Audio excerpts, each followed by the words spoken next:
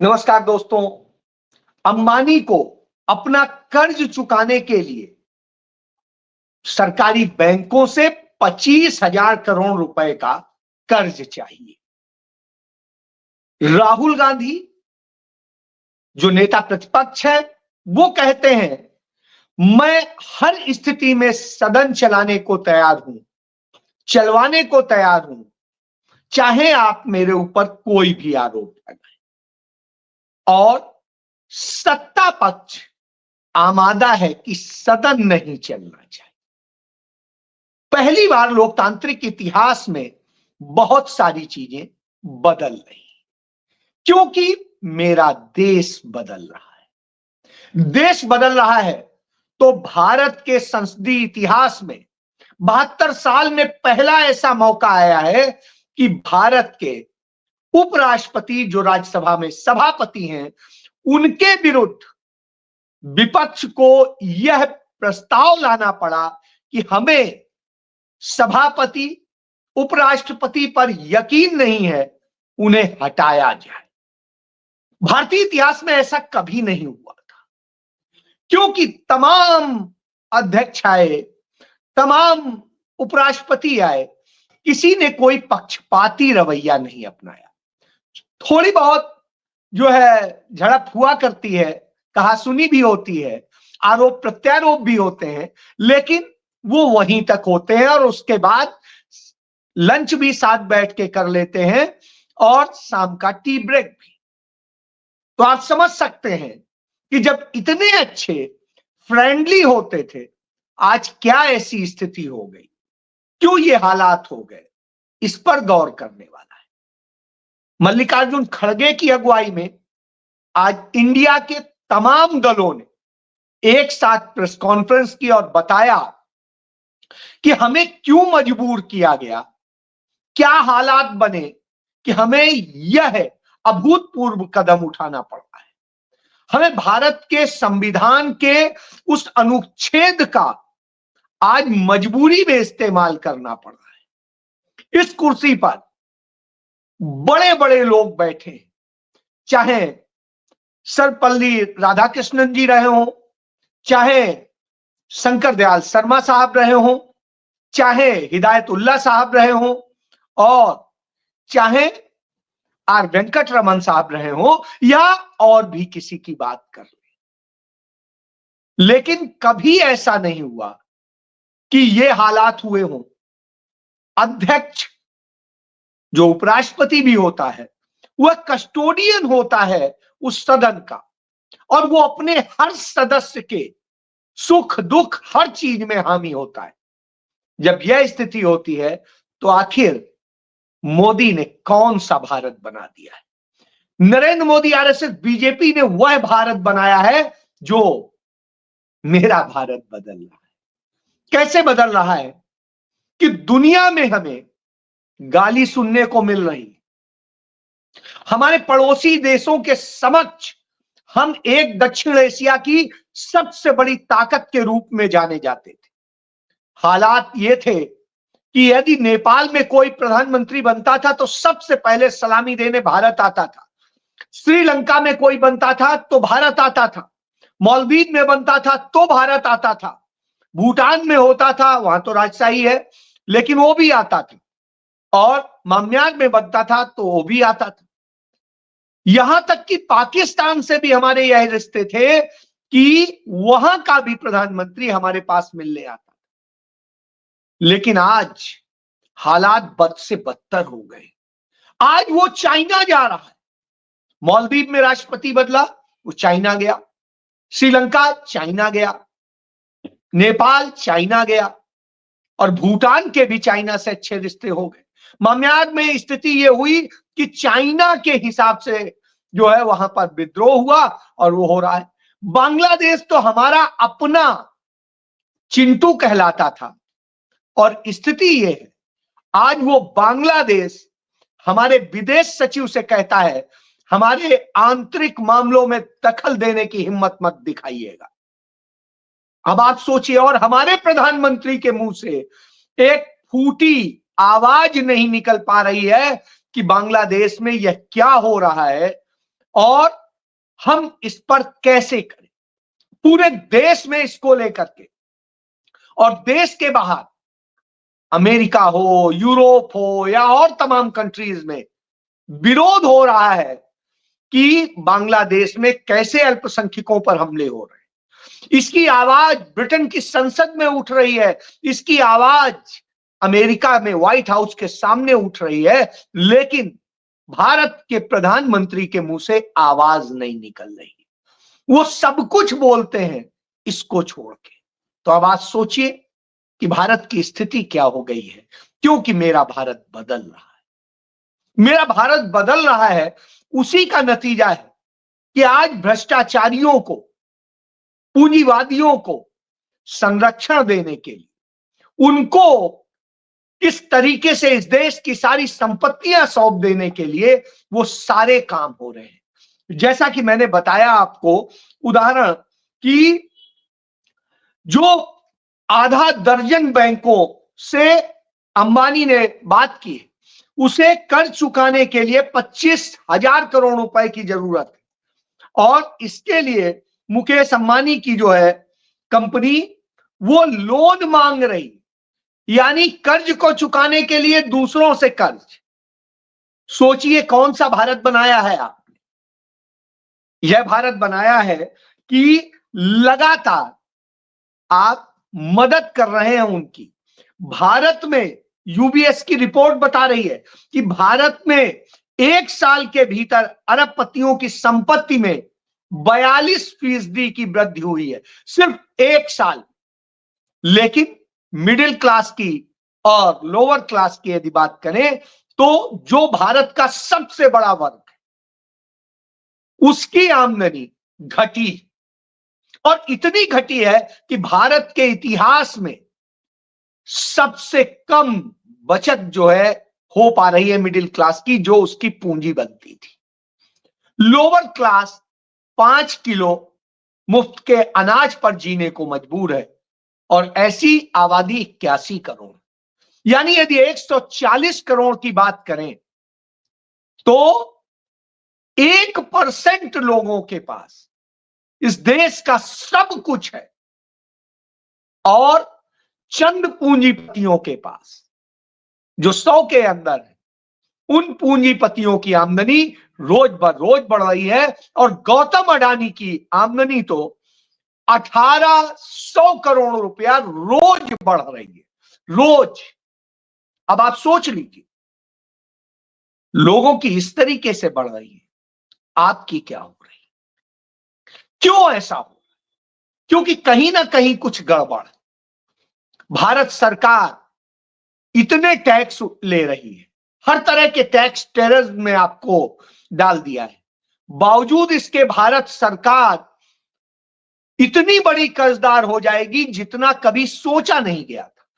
1947 में जब देश आजाद हुआ था, तब से लेकर 2014 तक भारत के ऊपर 55 लाख करोड़ रुपए का कर्ज था, करीब 55 लाख करोड़ का।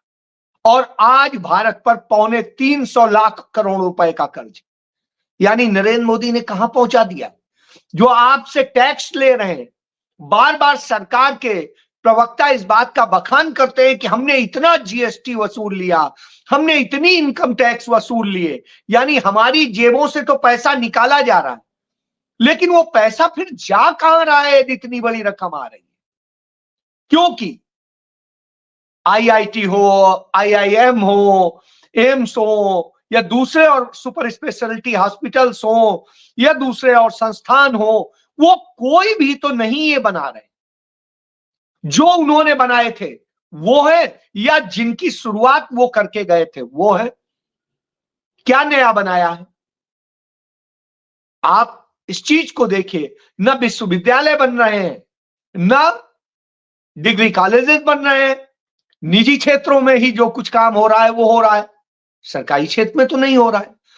जितने सरकारी उपक्रम थे उन्हें भी बेचा जा रहा है और नरेंद्र मोदी सरकार अब तक 5 दर्जन सरकारी कंपनियों को बेच चुकी और तमाम जगह बेचने का क्रम चल रहा है।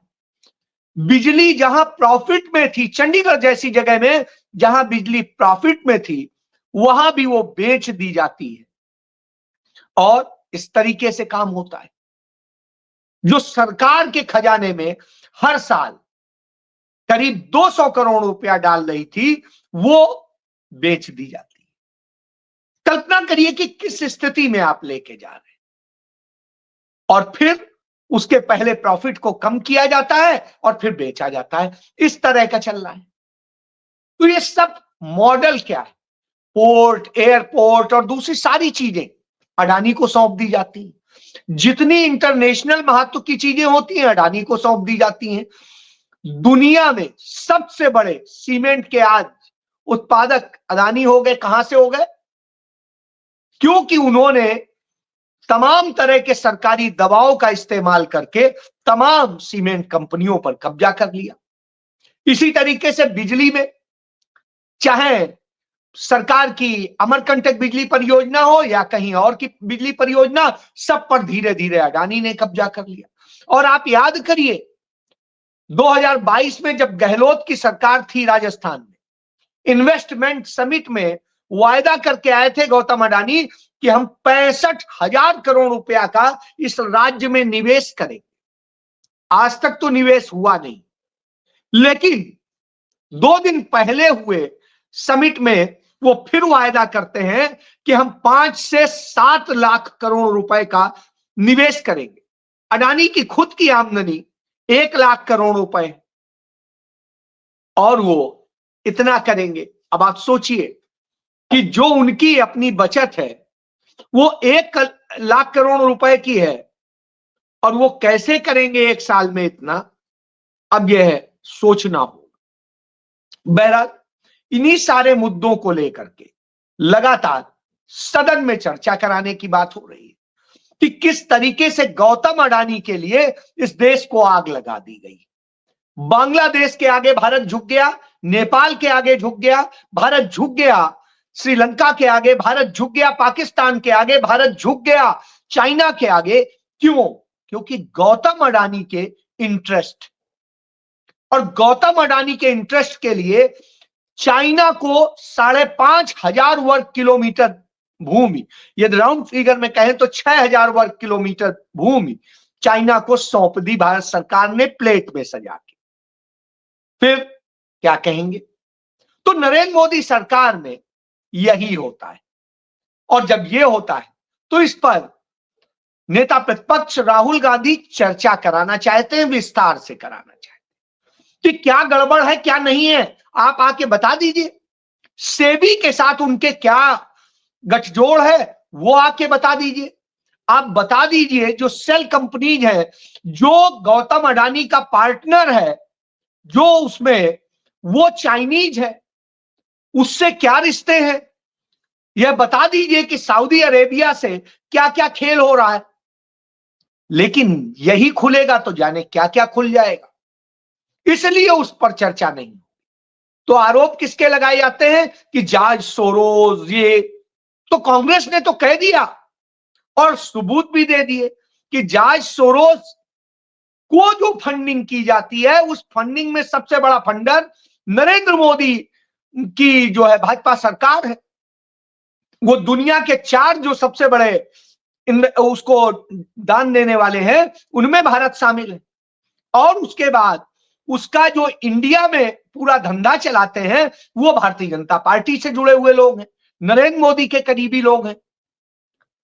तो फिर आप बताइए ना, तो आप उस पर भी चर्चा कराइए, उस पर भी कराइए, सब कुछ दूध का दूध पानी का पानी हो जाएगा। लेकिन उससे भी डर लगता है।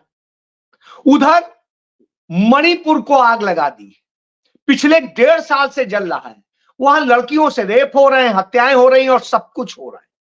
बावजूद इसके उस पर कोई सख्त कदम उठाने के ढुलमुल रवैया है। उस पर सदन में चर्चा करने की बात होगी तो उस पर भी चर्चा नहीं होने दी जाएगी। हालात यह कर दिए गए हैं कि वहां पर बच्चे स्कूल जाने की बजाय बंदूक उठा रहे हैं। 60,000 से अधिक परिवार शरणार्थी गृहों में पड़े और वो मजबूरी में लड़ने को तैयार। हालात ये हैं कि उस पूरे राज्य को आग लगा के छोड़ दिया गया है और वहां का भविष्य बर्बाद किया जा रहा है। इस पर कांग्रेस नेता गौरव गोगोई जब सदन में सवाल करते हैं तो भाजपा को मिर्च लग जाती है, जवाब कुछ होता नहीं है। यदि इतने ही मजबूत और सशक्त है नरेंद्र मोदी, तो 1.5 साल से अधिक हो चुका मणिपुर शांत क्यों नहीं हुआ? क्यों कश्मीर में आतंकी हमले खत्म नहीं हुए, जबकि कश्मीर को यूटी बना के वहां की पुलिस, वहां की सुरक्षा और सब कुछ नरेंद्र मोदी ने अपने हाथ में रखा हुआ है? तो ऐसा क्यों हो रहा है? दिल्ली में लगातार जो है टारगेट किलिंग हो रही है और जिस तरीके से सुपारी किलिंग हो रही है और लॉरेंस बिश्नोई समेत तमाम गिरोह वहां सक्रिय हैं और ड्रग्स का पूरा रैकेट चल रहा है, तो फिर नरेंद्र मोदी और अमित शाह क्या कर रहे हैं? इन सारे सवालों पर जब बात कर दी जाती है तो परेशानी हो जाती है, तो सदन नहीं चलने देंगे। लेकिन राहुल गांधी ने कहा कि आप हमें गाली दीजिए, हम पर कोई भी आरोप लगाइए, कुछ भी कहिए, लेकिन सदन चलना चाहिए। सदन चलाने की हालांकि जिम्मेदारी हमारी नहीं है, वो सत्तारूढ़ भाजपा की है, मोदी की है, लेकिन फिर भी हम चलाना चाहते हैं क्योंकि जनता के सवाल उठने चाहिए। हम पर आरोप लगाइए, जो करना है कीजिए, लेकिन सदन चलना चाहिए। लेकिन सरकार है कि सदन नहीं चलने देना चाहती है। ये भारत के इतिहास में पहली बार हो रहा है। तो इससे आप समझिए कि यह सरकार लोकतंत्र नहीं चाहती है। शायद यही वजह है कि जब उपराष्ट्रपति जगदीप धनखड़ के खिलाफ अविश्वास प्रस्ताव पेश किया जा चुका है, नोटिस सर्व हो चुका है, इसके बावजूद वो संविधान के विपरीत उस कुर्सी पर बैठे हुए और खुद को आरएसएस का एकलव्य बताते हैं। क्योंकि आरएसएस का तो नहीं कह सकते हैं क्योंकि एक जमाने में कांग्रेस में रहे, तो अब अपने आप को एकलव्य बता देते हैं कि एकलव्य का जैसे अंगूठा काट लिया गया था वैसे ही हमने कटवा दिया है, हम अब साहेब के साथ। तो एक गुलामी वाला उपराष्ट्रपति देखने को मिल रहा है, जो राष्ट्रपति के बाद सेकेंड रैंक पे होता है, प्रधानमंत्री उससे जूनियर होता है। बावजूद इसके वो प्रधानमंत्री के आगे पीछे इस तरह से घूमता है जैसे वो उनका नौकर। इसीलिए मैं कहता हूं मेरा भारत बदल रहा है। जय